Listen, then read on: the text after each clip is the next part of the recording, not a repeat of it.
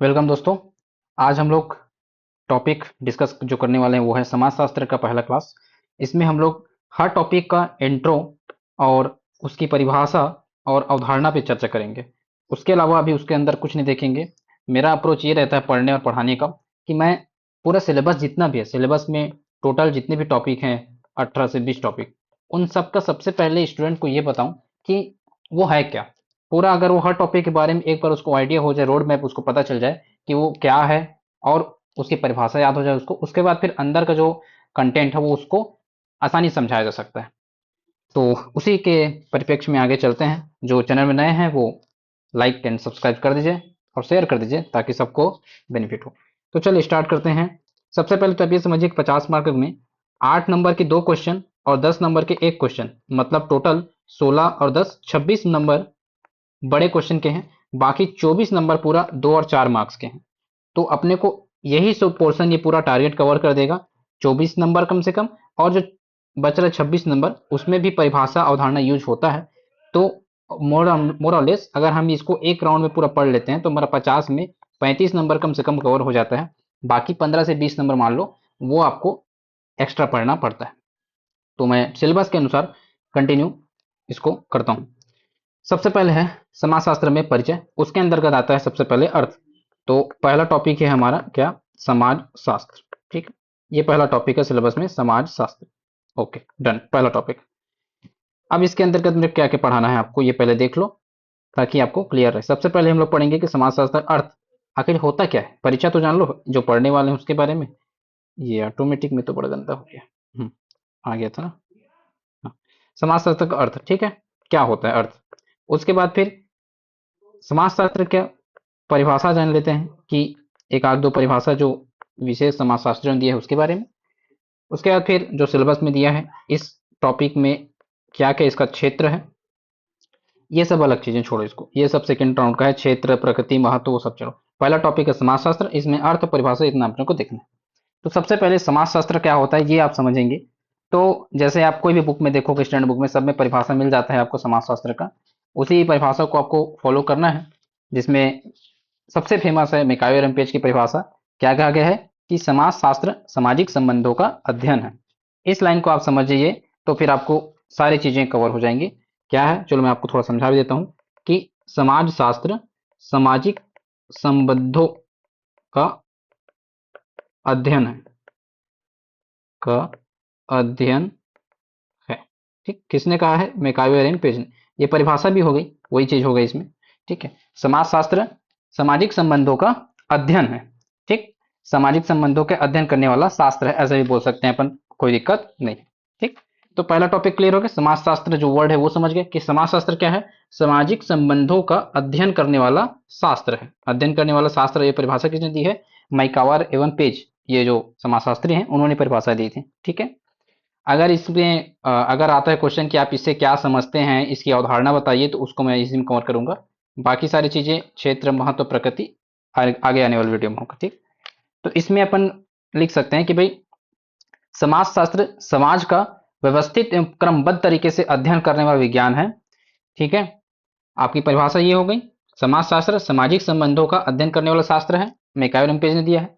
इसके बाद आप इसका अवधारणा में या क्या समझते हैं ऐसे लिखे है तो उसमें लिख सकते हैं कि भाई समाज शास्त्र ऐसा शास्त्र है जिसमें सामाजिक संबंधों का क्रमबद्ध एवं वैज्ञानिक तरीके से, व्यवस्थित तरीके से अध्ययन किया जाता है।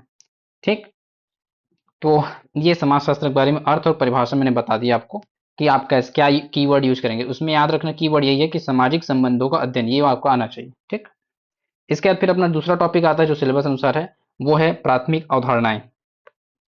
ठीक, पहले मैं आपको पूरा इंट्रोडक्शन बता रहा हूँ ना, इसके अंदर बहुत सारे मैटर है नो डाउट, लेकिन वो बाद में। अभी पहले आप जान लो कि वो है क्या, प्राथमिक अवधारणाएं। प्राथमिक अवधारणाएं में क्या क्या चीजें हैं उसको देखते हैं। प्राथमिक अवधारणाएं मतलब उन टॉपिक के बारे में है जिससे समाज शास्त्र का अध्ययन, जिसमें समाज शास्त्र का अध्ययन किया जाता है। ठीक, समाज शास्त्र जिस टॉपिक पे अध्ययन करता है वो पूरा अवधारणाएं आ जाएंगे। पहला उदाहरण है समाज। तो समाज की परिभाषा याद रखो। तो समाज क्या है, तो समाज सामाजिक संबंधों का जाल है। समाज क्या है, सामाजिक संबंधों का जाल है। ठीक है, एक दो बार बोलो याद हो जाएगा। समाज सामाजिक संबंधों का जाल है। ये परिभाषा किसने दिया है? ये परिभाषा भी मैकायो और एम पेज ने दिया है। ठीक है, समाज सामाजिक संबंधों का जाल है। ठीक, जाल है, ये परिभाषा भी मैकायो और प्लस पेज ने दिया है। ओके डन, ये भी हो गया। अब आप समाज के बारे में थोड़ा सा और ये जान लो कि संबंधों का जाल तो है, लेकिन इसका अगर थोड़ा एक्सप्लेन कीजिए, व्याख्या कीजिए कुछ इस शब्द से आकर आता है समाज में, तो आप लिखेंगे कि समाज व्यक्तियों के मध्य सामाजिक संबंधों का निर्मित व्यवस्था को कहते हैं। ठीक है, समाज की प्राथमिक अवधारणा क्या है? पहला चीज परिभाषा, तो परिभाषा है कि समाज जो है सामाजिक संबंधों का जाल होता है। ठीक, सामाजिक संबंधों का जाल होता है, मैकान पेज ना। फिर अगर समझाइए अवधारणा मतलब इस टाइप से बोलता है तो आप उसमें एक्सप्लेन कर सकते हैं कि भाई समाज जो होता है वो व्यक्तियों के मध्य जो सामाजिक संबंध के कारण व्यवस्था निर्मित होती है वही समाज है। ठीक, तो ये आप 2 लाइन में इसके लिख सकते हैं। इसके बाद फिर समाज के बहुत सारे उदाहरण हैं, जैसे आदिम समाज, एशियाई समाज, पूंजीवादी, समांतवादी, ये सारी चीजें और अच्छे से अंदर अपन पढ़ेंगे। पहले इंट्रोडक्शन बस जान रहे हैं अपन। ठीक, अवधारणा में ये कि व्यक्तियों के मध्य जो निर्मित संबंध है उसी से समाज बनता है। फिर दूसरा टॉपिक हमारा क्या है इसके अंदर? दूसरा टॉपिक है आपका समुदाय। ठीक, अगर मैं आपसे पूछूं कि समाज क्या है तो आप बोल सकते हैं कि भाई समाज सामाजिक संबंधों का जाल है। आपको इतना पता चल गया ना, अभी तक मान लो जीरो थे तो ये तो पता चल गया। अब आगे का देखते हैं, समुदाय। तो समुदाय क्या है? समुदाय की परिभाषा ये है कि समुदाय सामान्य जीवन में भागीदार निश्चित भौगोलिक क्षेत्र में निवास करने वाले लोगों के बीच जिनमें हम की भावना पाई जाती है उसे समुदाय बोलते हैं। समुदाय में क्या क्या टॉपिक आ गए, चलो देखते हैं। समुदाय में ये हो गया, ये बोर्गाडस की परिभाषा है। ठीक है, ये समुदाय क्या होता है बोलता है वो कि समुदाय जो है सामान्य जीवन में भागीदार निश्चित भौगोलिक क्षेत्र में निवास करने वाले। पहला कंडीशन बता रहा है कि सामान्य जीवन में भागीदार। ठीक है, ये परिभाषा ही है इसकी, सामान्य जीवन में भागीदार। और दूसरा निश्चित भौगोलिक क्षेत्र में निवास करने वाले, निश्चित भौगोलिक क्षेत्र में निवास करने वाले जिनके मध्य हम की भावना पाई जाती है। जिनके मध्य क्या पाई जाती है? हम की भावना पाई जाती है, समुदाय कहलाते हैं। इसके उदाहरण में जैसे गांव हो गए, नगर हो गया और राष्ट्र हो गया, ये सारे समुदाय के उदाहरण हैं। ठीक है, बोर्डगार्डस की परिभाषा है कि भाई समुदाय क्या है? तो सामान्य जीवन में भागीदार निश्चित भौगोलिक क्षेत्र, इसमें इंपॉर्टेंट क्या है? भौगोलिक क्षेत्र, निश्चित भौगोलिक क्षेत्र में निवास करने वाले लोग जिनके मध्य हम की भावना पाई जाती है उसे क्या कहते हैं? समुदाय बोलते हैं। समुदाय के अंतर्गत गांव, नगर, राष्ट्र, ये सारी चीजें आपके कवर हो जाती हैं। ठीक, अब समुदाय की अवधारणा और उसके अवधारणा में वही है कि भाई ये निवास करने वाला जगह को बोलते हैं समुदाय, और कुछ नहीं है ना। निश्चित भौगोलिक क्षेत्र आता है इसमें। ये तो हो गया। इसके बाद नेक्स्ट देखते हैं और क्या पढ़ना है अपने को। नेक्स्ट में आ जाएगा आपका थर्ड, समुदाय के बाद है आपका समिति। समिति, ठीक। उसके बाद चौथा नंबर पे है संस्था। संस्था, पांचवें नंबर पे है समूह। छठवें नंबर पे है जनरीति एवं लोकाचार। जनरीति, और इसको नेक्स्ट दे देता हूं लोकाचार। ठीक है, तो सबको हम लोग जानेंगे क्या होता है बस, और कुछ। समिति क्या है? तो वही समिति क्या है, परिभाषा सिंपल से है कि समिति ना, सिंपल से मैं आपको समझाऊं पहले। समिति लोगों का एक समूह होता है, उसमें कुछ ना कुछ निश्चित उद्देश्य रहते हैं और उसी को पाने के लिए लोग आपस में कुछ नियम बनाते हैं, कार्य विभाजन करते हैं। यही सारी चीजें समिति के अंदर आती हैं, जैसे शिक्षण समिति, व्यापारिक समिति। तो परिभाषा अगर देखे जाए समिति की तो मैकायन पेज ने इसको परिभाषा दिया था। और ये आप एक जगह पे लिख लेना कि किसने किसका दिया। जैसे मैकायर पेज ने समिति दिया था और उसकी परिभाषा याद कर लो बस। बोर्गाडस ने आपका इसका दिया था, समुदाय का, है ना। तो वो परिभाषा एक वैज्ञानिक समाजशास्त्री नाम आपको याद होना चाहिए। समिति मनुष्यों का ऐसा समूह है, इसमें क्या क्या चीजें चाहिए परिभाषा में? मनुष्यों का ऐसा समूह है, मनुष्यों का समूह। समिति मनुष्यों का ऐसा समूह है जिनमें समान उद्देश्य की प्राप्ति हेतु संगठित किया जाता है। जो सामान्य उद्देश्य की प्राप्ति हेतु क्या किया जाता है? संगठित किया जाता है। ठीक, सिंपल सी बात है। समिति मनुष्यों का ऐसा समूह होता है जो किसी सामान्य उद्देश्य की प्राप्ति हेतु संगठित किया जाता है। मैकायर पेज की परिभाषा आप लिख सकते हैं इस प्रकार, समिति मनुष्यों का ऐसा समूह है, ये एक समूह ही है, ठीक है, जिसमें जो निश्चित उद्देश्य प्राप्ति हेतु संगठित की जाती है। अब उसके उदाहरण क्या क्या हैं समिति के, तो वही व्यापारिक समिति, शिक्षण समिति, राजनीतिक समिति, सारी चीजें आ जाएंगी। ठीक है। अब अगर विशेषता भी अगर आ जाएगा तो आप यही बना सकते हो, भाई मनुष्य का समूह होता है, इसके समान, इसमें समान उद्देश्य होते हैं, ये जानबूझ के बनाई जाती है क्योंकि मनुष्य बना रहे, जानबूझ के बनाई जाती है, कार्य विभाजन होता है सदस्यों के बीच में, और समिति उद्देश्य प्राप्ति बाद भंग भी की जा सकती है, इसलिए अस्थायी प्रकृति का होता है ना। बहुत सारी चीजें आप बना सकते हैं इसको। फिर नेक्स्ट आता है समूह। समूह क्या है, सॉरी संस्था। संस्था क्या है? तो संस्था मनुष्यों की मौलिक आवश्यकताओं की पूर्ति के साधन के रूप में परिभाषित की जाती है। संस्था क्या है, पहले सिंपल बता दूं, समाजशास्त्री लैंग्वेज बाद में। संस्था क्या है, तो देखो जो हम लोग पढ़ते हैं ना, जितना सारे नीति नियम प्रथाएं, जैसे हमारा विवाह हो गया, विवाह में बहुत सारी नियम परंपरा ये सारी चीज रहते हैं, है ना। और जैसे बाजार व्यवस्था हो गया, बाजार व्यवस्था में बहुत सारे नियम है, परंपराएं हैं।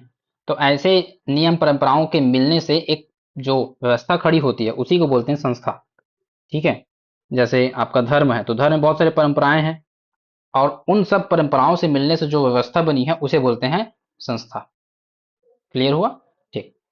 जैसे नातेदारी, तो नातेदारी में आपका बहुत सारी नाते लोग हैं और उनके अलग अलग संबंध में अलग अलग व्यवहार की अपेक्षा की जाती है, तो उन सबको मिला के जो कंबाइंड रूप से बन रहा है वो है नातेदारी, और उस नातेदारी को बोलते हैं संस्था। संस्था एक टाइप से आप बोल सकते हैं जातिवाचक संज्ञा पढ़ते हैं ना अपन, उसी टाइप से है ये। ठीक है। कलेक्टिव चीजें रहती है इसमें। तो संस्था की परिभाषा ऐसी ही बनती है कि मनुष्यों की मौलिक आवश्यकताओं की पूर्ति के साधन के रूप में, ठीक है, मनुष्यों की मौलिक आवश्यकताओं की पूर्ति के साधन के रूप में, मनुष्यों की मौलिक जो आवश्यकताएं हैं उनकी पूर्ति के साधन के रूप में कार्यप्रणाली कार्यप्रणाली व नियमों का संगठित रूप है। कार्यप्रणाली एवं नियमों का संगठित रूप है। इसमें कुछ ना कुछ नियम पाए जाते हैं, इसमें कुछ ना कुछ कार्यप्रणाली होगा भाई, कि आपको इस टाइप से मेथड होगा कि पहले फेरे लेंगे, फिर सिंदूर भरेंगे, फिर वरमाला, मतलब जो भी मेथड है ना। तो वो उन सबको व्यवस्थित रूप से जो सामूहिक रूप से संस्था कहा जाता है। तो परिभाषा क्या है, संस्था मनुष्यों की मौलिक आवश्यकताओं की पूर्ति के साधन के रूप में कार्य प्रणालियों एवं नियमों की संगठित रूप को कहा जाता है। ठीक। उदाहरण बता दिया, विवाह, बाजार, धर्म, नातेदारी, सारी चीजें। अब आते हैं समूह। तो समूह की पहले परिभाषा सुन लो, फिर मैं एक्सप्लेन करूंगा। समूह की परिभाषा है कि दो या दो से अधिक व्यक्ति पारस्परिक रूप से एक दूसरे को प्रभावित करें, सामान्य हित हेतु एक दूसरे से अर्थपूर्ण अंतःक्रिया द्वारा जो संबंध स्थापित करें, तो उसे समूह कहते हैं। तो सिंपल से अब मैं इसको समझाता हूं आपको। देखो भाई, समूह में सिंपल सी बात है, नाम से स्पष्ट है कि भाई दो या दो से अधिक व्यक्ति तो होने ही चाहिए। ठीक। दो या दो से अधिक व्यक्ति होंगे तभी उसे समूह कहेंगे, और उनमें अंतःक्रिया होनी चाहिए। अंतःक्रिया। ठीक। अंतःक्रिया मतलब एक दूसरे से, क्या बोलते हैं उसको, अर्थपूर्ण अंतःक्रिया होना चाहिए। एक दूसरे से वो लोग रिलेट हों, ऐसा नहीं कि अजनबी हो, वो एक दूसरे को जाने पहचाने, व्यवहारों का लेन आदान प्रदान हो, तो वहां पर समूह का निर्माण होता है। तो समूह क्या है, दो या दो से अधिक व्यक्तियों, सॉरी, जब दो या दो से अधिक व्यक्ति पारस्परिक रूप से एक दूसरे से अर्थपूर्ण अंतःक्रिया द्वारा क्या होते हैं भाई, संबंधित होते हैं, संबंध स्थापित करते हैं, संबंध स्थापित करते हैं। दो या दो से एक व्यक्ति पारस्परिक रूप से एक दूसरे के साथ अर्थपूर्ण अंतःक्रिया द्वारा क्या स्थापित करें, संबंध स्थापित करें, तो वो जो कलेक्टिव कलेक्टिव पर्सपेक्टिव है उसे बोलते हैं समूह। क्लियर है? ठीक। इसमें प्राथमिक समूह, द्वितीयक समूह, बहुत सारे उदाहरण हैं। प्राथमिक समूह के अंतर्गत ऐसे समूह होते हैं जो हमारे पास में रहते हैं, जिनको हम टच कर सकते हैं, समझ लो। उसके अंतर्गत आपके सामने में जो संबंध स्थापित हो रहा है वो सब में आ जाता है। द्वितीयक समूह में जो दूर में है, या फिर जो जहाँ पर औपचारिक संबंध ज्यादा होते हैं, वो सब आ गए उसमें, और अनौपचारिक संबंध प्राथमिक समूह में आ जाता है। ठीक। इसके बाद जनरीति क्या है, तो जनरीति, देखो नाम से स्पष्ट है जनरीति। पहले तो समझ लो परिभाषा, जनरीति की परिभाषा क्या है एक्चुअल में, उसके बाद फिर अपन बात करेंगे। तो जनरीति की परिभाषा ये है कि समाज में व्यवहार करने की स्वीकृत एवं मान्यता प्राप्त विधियों को जनरीति कहा जाता है। मैकाइवर पेज के अनुसार, इसकी परिभाषा भी मैकाइवर एवं पेज के अनुसार, पेज नहीं दी थी, कि भाई समाज में स्वीकृत एवं मान्यता प्राप्त व्यवहार करने की विधि, तो उसे कहते हैं जनरीति। अब सिंपल समझाऊं तो कुछ नहीं, जनरीति जो है ना, आपका जो बिहेवियर है, क्या है, बिहेवियर है वो समाज में कैसा होना चाहिए उसको बताता है जनरीति। जैसे आपकी जनरीति है कि बड़ों का सम्मान करना, ये एक बिहेवियर है, वो जनरीति में आ जाएगा। और क्या है, और जनरीति ये हो सकता है भाई कि खाना खाते समय जो अनुशासन अपन करते हैं, है ना, वो हो सकता है। और क्या जनरीति हो सकता है कि भाई एक प्रकार से स्कूल में अनुशासन बनाए रखना, टीचरों का सम्मान करना, है ना, ये सारे आपका जनरीति में आ जाएंगे। जनरीति क्या है, फिर से परिभाषा में बोल देता हूँ कि जनरीति समाज में व्यवहार करने की, समाज में आप व्यवहार करेंगे, ठीक है, समाज में व्यवहार करने की मान्यता प्राप्त एवं स्वीकृत, कौन स्वीकृत करेगा, समाज करेगा, तो समाज से स्वीकृत या मान्यता प्राप्त व्यवहार विधियां हैं, ठीक, व्यवहार करने की ही आपकी विधियां हैं जिसका पालन एक परिस्थिति में अनिवार्य होता है, जैसे माता पिता का सम्मान, सड़क पर बाईं ओर चलना, ये सारी चीजें, ठीक। लोकाचार इसका अपडेटेड वर्जन है, थोड़ा सा हार्ड होता है। तो लोकाचार की परिभाषा अगर देखें तो समाज में व्यवहार करने की ऐसी विधि जिसमें समूह कल्याण की भावना होती है और इनका पालन अनिवार्य होता है। ये दो वर्ड इसमें और जुड़ जाता है, समूह कल्याण की भावना हो और जिसका पालन अनिवार्य हो। जनरीति में पालन जो है ऐच्छिक रूप से था, उसका अनिवार्य नहीं था, लेकिन लोकाचार में क्या है, लोकाचार में आपको पालन अनिवार्य होता है और इसमें समूह कल्याण की भावना होती है। जैसे जैसे पहला तो वस्त्र पहनना, वस्त्र पहनना लोकाचार में आता है क्योंकि उसमें समूह कल्याण की भावना है और पालन अनिवार्य है ना। दूसरा कानून का पालन करना, वो भी लोकाचार में आता है कि भाई जो कानून बना है उसका पालन करना है, ठीक है। इसके बाद निकटागमन भी निषेध, जो निकट के संबंध होते हैं उसमें एक मर्यादा बनाए रखने की बात की जाती है, वो लोकाचार में आता है ना। तो ये सारी चीजें रहती हैं इसका सिंपल सा चीज। और परिभाषा ये है कि लोकाचार समाज में व्यवहार करने की मान्यता प्राप्त एवं स्वीकृत ऐसी विधियां हैं जिनमें समूह कल्याण की भावना होती है, एक, जिनके उल्लंघन पर दंड मिलता है और जिनका पालन एक अनिवार्य होता है, ठीक। जनरीति की परिभाषा, जनरीति समाज में स्वीकृत एवं मान्यता प्राप्त करने की वे व्यवहार हैं या वे विधियां हैं जिनका पालन एक परिस्थिति में अनिवार्य, जिनका पालन एक परिस्थिति में अनिवार्य होता है। इसमें थोड़ा सा वो क्या बोलते हैं, प्रकृति इसकी सॉफ्ट होती है, इसमें उतना कठिन दंड नहीं है ना। समूह कल्याण की भावना लोकाचार में ज्यादा पाई जाती है, ये सारी चीज। समूह क्या होता है, तो समूह दो या दो से अधिक व्यक्तियों का, जब दो या दो से अधिक व्यक्ति आपस में अर्थपूर्ण अंतःक्रिया, अब ये कीवर्ड है, इसी को आपको मेंस में लिखना पड़ता है कि अर्थपूर्ण अंतःक्रिया के द्वारा जब संबंध स्थापित करें तो वहां पर क्या होता है, समूह निर्माण होता है। संस्था, तो संस्था आपका वो बताया मैं, जो नियम है, परंपरा है, हमारे जो कार्य प्रणालियां हैं, अभौतिक संस्कृति जिसको बोलते हैं, है ना भाई, जिसमें मटेरियलिस्टिक चीजें नहीं है, कॉन्सेप्ट है, नियम है, परंपरा है, उन सबको कलेक्टिव रूप से संस्था कहा जाता है। तो संस्था मनुष्य की मौलिक आवश्यकता की पूर्ति के साधन के रूप में नियमों, परंपराओं, कार्य प्रणालियों का संगठित रूप है, कलेक्टिव रूप से, विवाह, बाजार, धर्म, नातेदारी, सारी चीज। समिति क्या है, तो समिति में सिंपल सी बात है कि ये भी, समिति किससे बनती है, लोगों से, तो लोगों का समूह ही होगा, ये तो क्लियर है। लेकिन लोगों का समूह होने के साथ साथ उसमें क्या है कि एक निश्चित उद्देश्य पाया जाएगा, सदस्यों के बीच में कार्य विभाजन होगा, ठीक। तो समान उद्देश्य की पूर्ति उसको संगठित किया जाता है। समुदाय क्या है, तो समुदाय बोरगढ़ की परिभाषा ये है कि समुदाय एक निश्चित भौगोलिक क्षेत्र को ही समुदाय इंडिकेट कर रहे हैं, गांव, नगर, राष्ट्र। परिभाषा में ये बोलते हैं कि भाई समाज जीवन में भागीदार लोगों का समूह जो एक निश्चित भौगोलिक क्षेत्र में निवास करता है, ठीक है, जिनके बीच हम की भावना पाई जाती है। हम की भावना मतलब आत्मीयता की भावना, दूसरे से रिलेट करें, ऐसा नहीं कि जैसे सिटीज में होता है, हॉस्टल में भी, जैसे हम लोग रूम नंबर 9 में, रूम नंबर 10 में, तो हम लोग एक दूसरे का नाम नहीं जानते, तो ऐसा नहीं है ना, कि समुदाय में मतलब सब एक दूसरे से मिलते हुए, वैसे हम लोग जानते हैं हॉस्टल में सब अच्छे से रहते हैं, उदाहरण के लिए बता रहा था, ठीक है। तो इस टाइप से अपन इसको लेके चल सकते हैं, हम की भावना पाया जाना चाहिए। समाज का परिभाषा पहले बताया मैं, समाज सामाजिक संबंधों का जाल होता है और इसमें क्या क्या इसमें खास है कि भाई व्यक्तियों के बीच में सामाजिक संबंध है कि एक दूसरे से जब संबंधों का आदान प्रदान होगा तो समाज बनेगा। रिवीजन भी कर दिया मैं और ये आपका कंप्लीट हो गया पहला, दूसरा टॉपिक प्राथमिक अवधारणाएं। इसके बाद जो आपका टॉपिक है वो है व्यक्ति एवं समाज, तीसरा टॉपिक है आपका। मैं थोड़ा हेडिंग यहाँ दे देता हूँ, व्यक्ति एवं समाज। तो उसके अंतर्गत क्या क्या चीजें आपको सिलेबस में है वो देखते हैं, ठीक। पहला पहला तो यही चलो कि भाई व्यक्ति और समाज का क्या रोल है, पहले इसी को पढ़ो हेडिंग को। तो व्यक्ति तो सिंपल आप जानते हो, मनुष्य, है ना। समाज तो मनुष्यों के बीच जो सामाजिक संबंध बन रही है उससे जो नया व्यवस्था बनती है वो समाज है। व्यक्ति समूह में संबंध, व्यक्ति और समाज में अगर देखे जाए तो ये एक दूसरे के पूरक होते हैं, व्यक्ति के बीच जो संबंध का जाल है उसी से समाज निर्मित हो रहा है, नो डाउट। और समाज के बिना व्यक्ति अधूरा है। अगर सोचो कोई अकेला व्यक्ति रहेगा तो उसका जीवन कैसा रहेगा। तो ये एक दूसरे के पूरक हैं, क्वेश्चन भी आया था एक दूसरे के संबंध बताइए करके, तो आप लिख सकते हैं एक दूसरे के पूरक है। व्यक्ति के संबंधों से समाज का निर्माण होता है और समाज ही व्यक्ति को एक्चुअल में क्या बताता है, व्यक्तित्व को विकास करता है ना भाई। ये सारी चीजें इसके अंदर क्या क्या टॉपिक है। तो पहला टॉपिक है आपका स्थिति में भूमिका, सामाजिक अंतःक्रिया हम लोग नीचे पढ़ेंगे। अभी पढ़ते हैं स्थिति में भूमिका। स्थिति क्या होता है और भूमिका क्या होता है, मैं आपको ये समझाता हूँ। बाकी डिटेल से हम लोग इंडिविजुअल रूप से और पढ़ेंगे, लेकिन मेरा प्रयास ये है कि पहले आप सबके बारे में जान लें थोड़ा थोड़ा कि कौन क्या है। अब मैं आपको पहले नॉर्मल लैंग्वेज में समझाता हूँ, फिर आपको मैं परिभाषा दे दूंगा। स्थिति क्या है, तो एकदम सिंपल उदाहरण से, स्थिति मतलब आपकी जो पद की स्थिति है, जो आप पद धारण किए हैं समाज में, वो आपकी स्थिति है।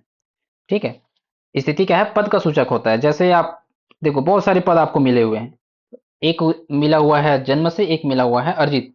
जन्म से आप किसी के बेटे हैं, वो भी एक पद का सूचक है, बेटे हैं। आप किसी के भाई हैं, आप किसी की बेटी हैं, आप किसी की बहन हैं। ठीक है।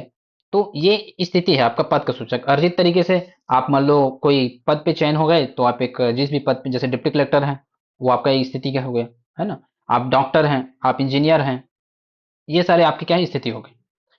भूमिका क्या है, तो जो आप पद धारण किए हैं, मतलब जो आपकी स्थिति है, उसमें आपसे जो कार्य अपेक्षित किए जाते हैं, इसमें क्या है, जो अपेक्षित कार्य, अगर एक वर्ड में बोलूं तो ये क्या है, अपेक्षित कार्य, भूमिका, रोल। और ये क्या है, पद का सूचक है, आप जो पद पाए हैं वो। अब डॉक्टर से अपेक्षित कार्य क्या है कि उसका इलाज करना, तो इलाज करना उसकी भूमिका। ठीक। टीचर का क्या है अपेक्षित कार्य, पढ़ाना, तो पढ़ाना उसकी भूमिका होगी। तो बस यही है स्थिति भूमिका। अब इसका समाजशास्त्री लैंग्वेज में कैसे परिभाषा वो देख लेते हैं। तो स्थिति मतलब क्या है, तो इस परिस्थिति, परिस्थिति क्या है, परिस्थिति वर्ड है। परिस्थिति व्यक्ति का समाज में पद, पद का सूचक है। परिस्थिति व्यक्ति का समाज में क्या है, पद का सूचक है। और प्राप्ति इसका दो तरीके से, स्वतः और अर्जित। ठीक। और परिस्थिति सदैव एक व्यक्ति से दूसरे व्यक्ति की तुलना में होता है, जैसे शिक्षक, छात्र, डॉक्टर, नर्स आदि। भूमिका की परिभाषा, तो भूमिका जो है परिस्थिति, परिस्थिति धारण करने के कारण जिस प्रकार के अब कार्यों की अपेक्षा व्यक्ति से की जाती है, वही उसकी भूमिका है। ठीक। इसका निर्धारण संस्कृति एवं सामाजिक मानदंडों के आधार पर होता है। चलिए, तो इतना तो समझ गए क्या है। बाकी अंदर की चीजें हम लोग जब दोबारा पढ़ेंगे तो और पढ़ेंगे अच्छे से। ऐसा थोड़ी कि एक बार पढ़ के आगे बढ़ गए तो दोबारा नहीं पढ़ने मिलेगा। अभी तो बस आपको नाम जानना है कि कौन क्या है। ठीक है। इसके बाद देखते हैं चौथा टॉपिक। और कुछ थोड़ी है इस टॉपिक में, एक मिनट ना, क्रॉस चेक। स्थिति भूमिका पढ़े थे, इसके बाद फिर इसमें और है कुछ कुछ, वो है संस्कृति एवं व्यक्तित्व। चलो वो भी देख लेते हैं। क्या है अपना संस्कृति, ये क्या होता है। मैं ना उस स्टूडेंट के पर्सपेक्टिव से पढ़ाना चाह रहा हूँ जो पहली बार सिलेबस देख रहा है, उसको कुछ नहीं पता, फिर भी वो इस वीडियो को देखते समझ जाए कि आखिर ये वर्ड है क्या, इसमें क्या मुझे पढ़ना रहेगा। बाकी फिर अंदर का चीजें डिटेल से पढ़ेंगे। संस्कृति क्या है, तो सिंपल से बता रहा हूँ। संस्कृति मतलब आप जो, आपका जो लिविंग स्टैंडर्ड है, लिविंग वे है, जीने का ढंग, वो आपका संस्कृति है।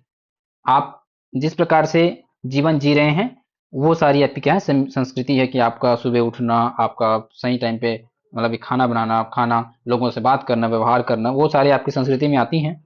अगर परिभाषा बोले तो मजुमदार एवं मदान की परिभाषा है इसमें, मजुमदार एवं मदान की।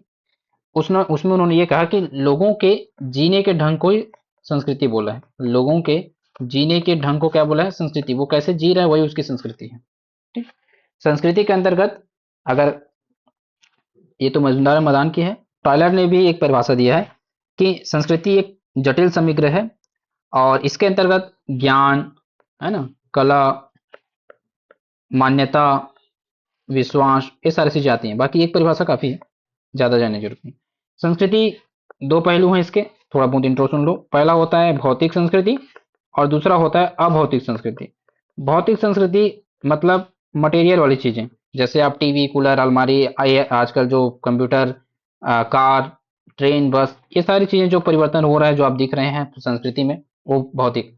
अभौतिक जो आप मान्यताएं, नियम, परंपराएं, है ना, और आप जो पूजा पाठ के लिए जो मंत्र बोलते हैं वो सारी चीजें, मतलब जिसमें मटेरियल नहीं है, सीधा सीधी बात, पदार्थ नहीं है, वो अभौतिक संस्कृति। ठीक है। अच्छा, अब चलो मैं आपसे एक क्वेश्चन करता हूँ, आपकी समझ को क्वेश्चन है, समझ को यहाँ पर कितना समझ रहे हो। मुझे ये बताओ, अगर सामाजिक परिवर्तन हो रहा है तो भौतिक संस्कृति ज्यादा जल्दी परिवर्तित होगा कि अभौतिक होगा? आप मुझे बताओ यहीं पर कि भाई भौतिक मटेरियलिस्टिक चीजें जल्दी परिवर्तित होंगी कि अभौतिक चीजें? किसी की परंपरा, मान्यता, नियम को परिवर्तित होने में ज्यादा समय लगता है कि टेक्नोलॉजी को चेंज होने में समय लगता है ज्यादा? अगर आपने उत्तर दिया दे दिया होगा, कमेंट में दो आपको उत्तर क्या देखते हैं, बाकी मैं बता देता हूँ अभी। टेक्नोलॉजी जो होती है ना, ये ज्यादा जल्दी चेंज होती है परंपराओं से। आप देखो अभी तक, कुछ समय पहले हम लोग क्या थे भाई कि 4G 4G 4G, अब क्या हो गया 5G, अब कुछ समय बाद 6G, कितना जल्दी चेंज हो रहा है। और नियम परंपरा जो चली आ रही है वो सालों सालों चलती रहती है, फिर उसमें आंशिक परिवर्तन होता है। तो ये सारी चीजें आपको उदाहरण के लिए मैंने बता दी। अब व्यक्तित्व क्या है? तो व्यक्तित्व मतलब इंग्लिश में बोलते हैं पर्सनालिटी। ठीक। तो वही है आपका यहाँ भी कि व्यक्तित्व जो है आपके जितने भी क्वालिटीज हैं आपके अंदर, उन सब का क्या बोले जाए, कलेक्टिव रूप है ये भी। व्यक्तित्व शारीरिक, मानसिक, सामाजिक, सांस्कृतिक गुणों का योग है। परिभाषा यही है कि व्यक्ति का व्यक्तित्व उसके सामाजिक, सांस्कृतिक, मनोवैज्ञानिक, ये सब गुणों का योग है। ठीक है। समझ तो आगे व्यक्तित्व। अब इसी में क्वेश्चन आता है कि संस्कृति और व्यक्तित्व में क्या संबंध है। ठीक है, तो बाकी इसको और अभी अंदर डिटेल बढ़ेंगे तो डील करेंगे, अभी तो बस ये जानो कि दोनों क्या है। फिर आता है आपका नेक्स्ट समाजीकरण, जो क्वेश्चन हम लोग पीवाईक्यू अगर कोई नहीं देखा होगा देख लो, पीवाईक्यू का पूरा मैंने एनालिसिस बना के डाल दिया है। समाजीकरण क्या है? तो नाम ही से स्पष्ट है, समाजीकरण।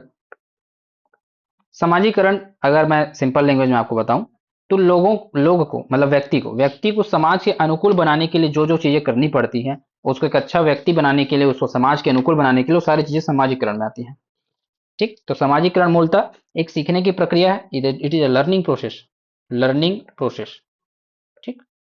इसमें आप ये सीखते हैं कि समाज में कैसा व्यवहार करना है, उसके सांस्कृतिक एवं सामाजिक गुणों को सीखते हैं, परंपराओं को जानते हैं। ठीक है। तो समाजीकरण परिभाषा अगर देखा जाए तो समाजीकरण परिभाषा ये है कि समाजीकरण सीखने की वह प्रक्रिया है, जॉनसन ने इसका परिभाषा दिया। देखो अब मैं ये परिभाषा बोल रहा हूं तो जरूरी नहीं कि आप यही याद करो, आपके पास जो इजी परिभाषा वो याद करो, बस याद करो। जॉनसन ने समाजीकरण परिभाषा दिया है कि समाजीकरण सीखने की वह प्रक्रिया है, सीखने की वह प्रक्रिया है जिसमें व्यक्ति सामाजिक भूमिकाओं का निर्वाह करने के योग्य बनता है। ठीक। सामाजिकरण सीखने की वह प्रक्रिया है जिससे व्यक्ति अपने व्यक्तित्व का विकास कर सामाजिक भूमिकाओं के निर्वाह करने के योग्य बनता है। व्यक्तित्व का विकास करता है और सामाजिक भूमिकाओं, जैसे आपकी भूमिका क्या है, अगर आप आपकी पहली भूमिका तो यही है कि अपने माता पिता के प्रति आपका कर्तव्य है, जो आपकी आपका रोल है, सामाजिक कर्तव्य है कि उनको अब एक अच्छी जिंदगी देना है। आप इतने साल से आपको पालन पोषण किया तो आप उनको आप रिलैक्स करें, है ना, तो ये आपकी भूमिका। तो इसी प्रकार समाजीकरण में आपको परिभाषा याद रखना है। ठीक। इसके बाद नेक्स्ट टॉपिक आपका आ जाता है हिंदू सामाजिक संगठन के बारे में। तो हिंदू सामाजिक संगठन। ठीक। तो पहला टॉपिक है आपका धर्म। पहला टॉपिक क्या है? धर्म। धर्म क्या है देखते हैं।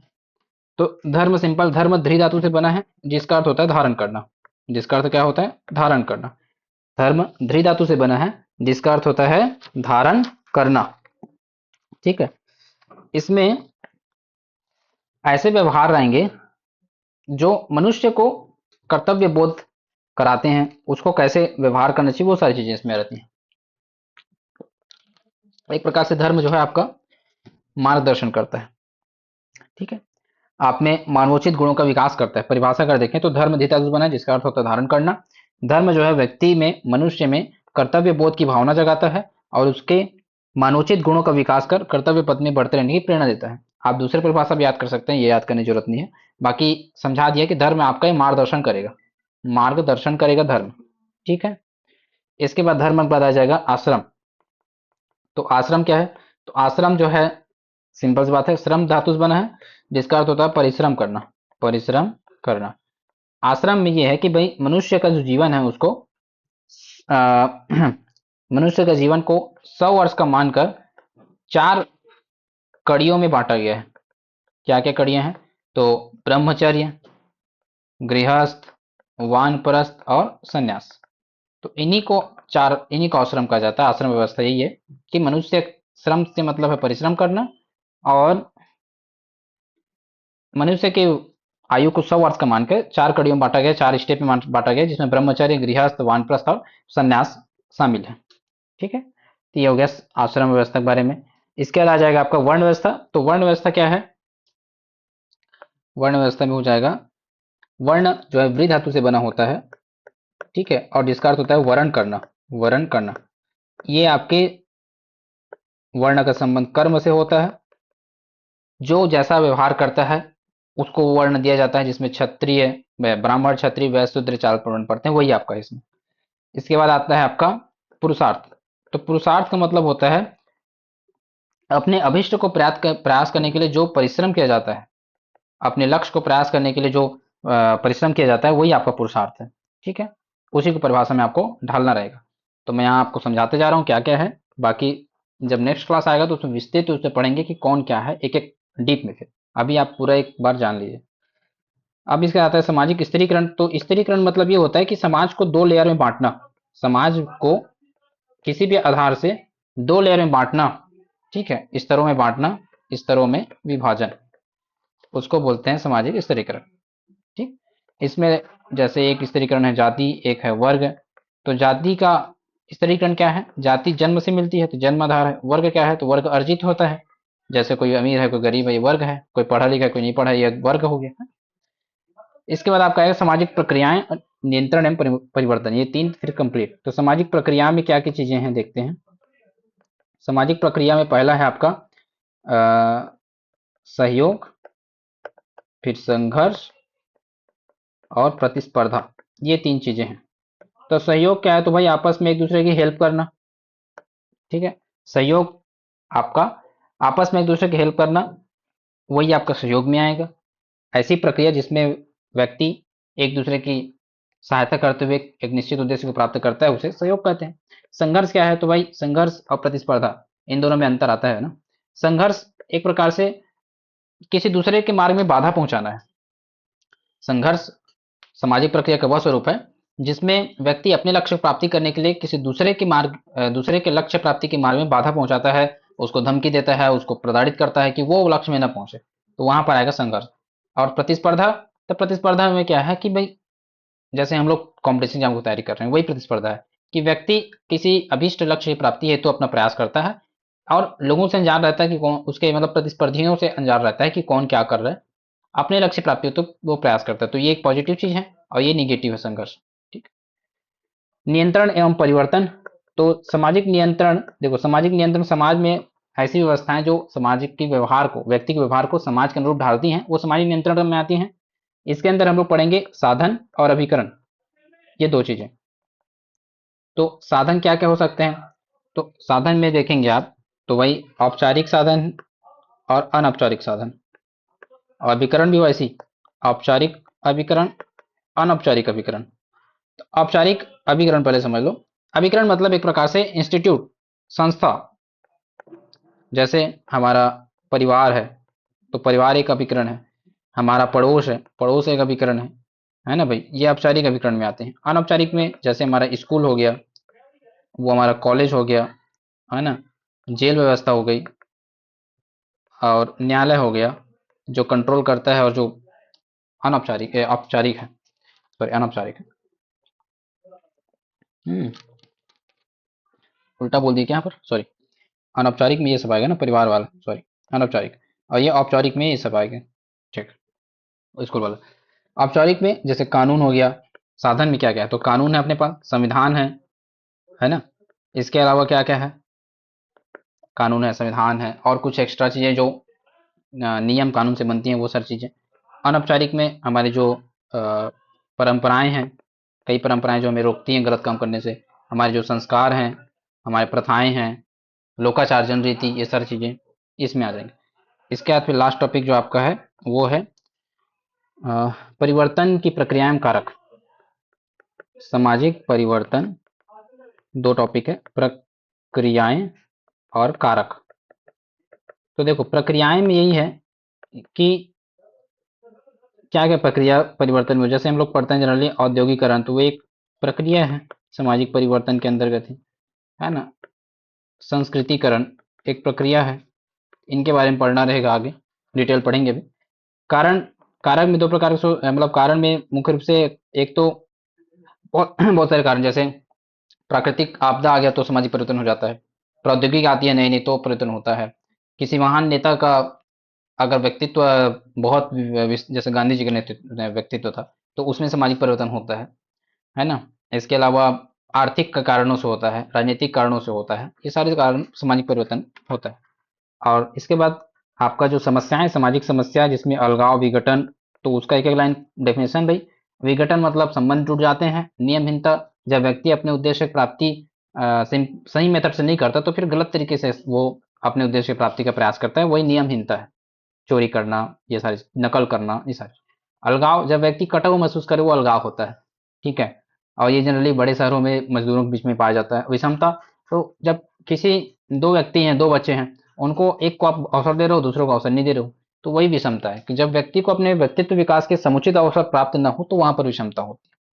सामाजिक शोध प्रविधि, सामाजिक शोध प्रविधि यही है कि सामाजिक शोध मतलब समाज के बारे में अध्ययन करना, लोगों के बीचों संबंध का अध्ययन करना, उनके उद्देश्य के बारे में जानना, वैज्ञानिक प्रविधियों के बारे में जानना। ये वस्तुनिष्ठता क्या होता है, तो वस्तुनिष्ठता मतलब जो जैसा है उसको उसी रूप में पढ़ना ही वस्तुनिष्ठ अध्ययन है, ठीक है। वो आ गया। विधियां, क्या क्या विधियां हैं, तो अवलोकन, साक्षात्कार, ये सारी चीजें। तो अवलोकन आपका एक प्रकार का प्राथमिक विधि है जिसमें आप खुद अवलोकन करते हैं आंखों से, मानव इंद्रियों का यूज करके। साक्षात्कार क्या है, तो साक्षात्कार जो है आप सामने वाले के मन में झांकते हैं, बात करते हैं उससे और उसके मन में झांकते हैं कि, और फिर वो आप सूचना एकत्र करते हैं, ठीक है। प्रश्नावली, आप प्रश्नों की एक सूची दे देते हैं सामने वाले को और वो खुद फिल करके आपको देता है। अनुसूची में क्या होता है, अनुसूची प्रश्नों की एक सूची होती है लेकिन आप उसको फिल करते हैं पूछ पूछ के, तो सबसे बेस्ट अनुसूची माना जाता है, ठीक।